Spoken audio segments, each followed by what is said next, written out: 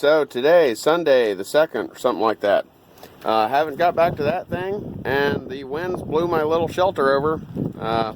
That stuff happens, I guess. This is the truck you see from our earlier videos. 97 Chevy, half-ton four-wheel drive. It sat for a long time, needing a tire, plus I had built that other truck, and this is only a half-ton. Then when I went to fire it back up, it was just puking coolant, so the water pump's leaking.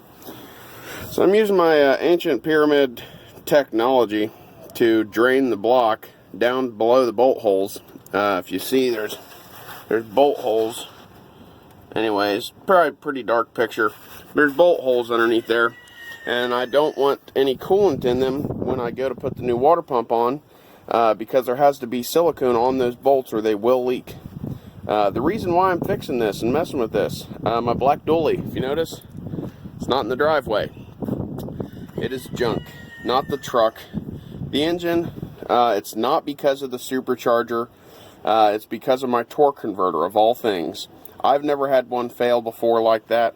But basically what happens is, they call it torque converter ballooning.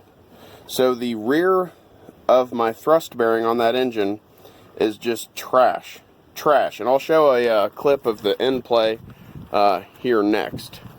Yeah, so hopefully I can hold the camera still.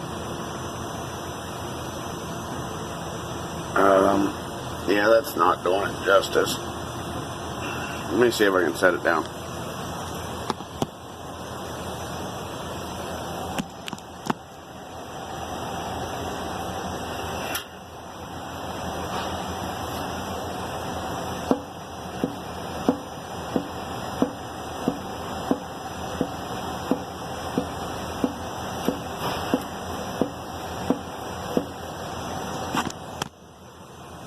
Just a little bit, I guess.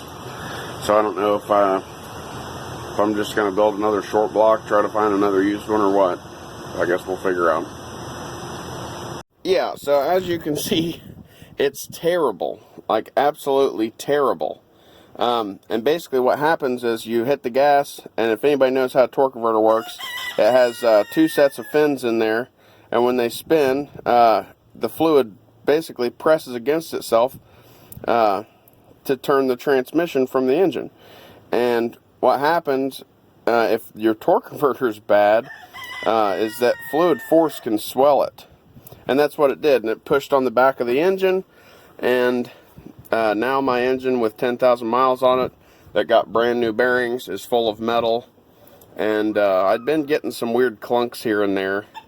So I don't know whether I'm going to build a stroker for it, rebuild a 305, another one. Obviously that crank's junk, but yeah, I mean, I might build a stock 350. I've got some options. Yeah, chickens are being noisy again today. They're about getting blown away by the wind. It's super nice. It's almost 60 degrees here in southern Ohio, if anybody doesn't know where I'm located. I'm you know, dropping the bucket away from Bandit. But yeah, you see my Chinese pyramid technology going on there. I love that. I just think that's the coolest thing. I discovered it by accident. I'm sure somebody else has done this before, obviously. But if you stick a rag in, like, and I always use it for coolant, just never really had to use it for anything else. But if you stick a rag in, you know, the coolant is below that hole, and I stuff the rag down in below that hole, and the coolant will wick up, and it's just wicking. That's all it's doing.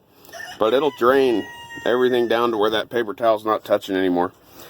So just thought I'd give a quick update, show you something cool. I put it in another video on the combine, I think. This one's starting to get going. And figured I'd talk to you guys for a minute, tell you what's going on with me and the truck and everything else. And, well, it just is what it is. Didn't plan on having to build another engine. Didn't plan on having to worry about this, you know, old tan truck, because I can't stand it, to be honest. It runs really good. It's got stupid glass pack exhaust that exits like right under the driver's seat from the previous owner, and they welded them to the manifolds. That's not anything I want to fix. It's a half-ton. It squats real bad if you load it at all. But I'm fixing it so I can have a daily driver until I can get an engine built. for the black truck again. So anyways, if you watched to the end, I appreciate it. If you like what you see, hit the thumbs up. And thanks to all my new subscribers. And again, thank you, Bandit.